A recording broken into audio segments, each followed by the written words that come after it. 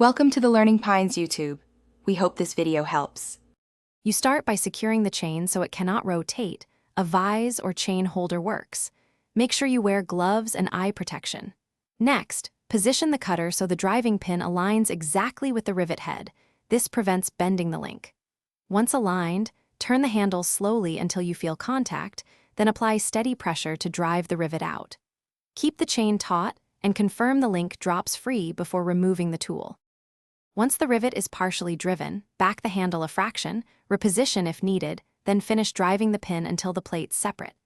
You should remove the pin fully and pull the two halves apart straight. Twisting can damage rollers. If the rivet resists, back off, realign the tool, and work in small increments to avoid bending.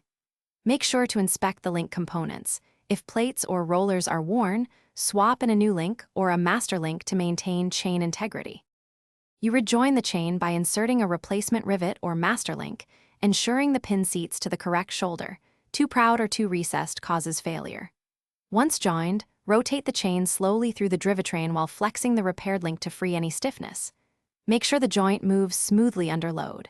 If the link binds or the chain skips, stop, reopen the link, realign the plates, or replace the damaged components. This single troubleshooting step.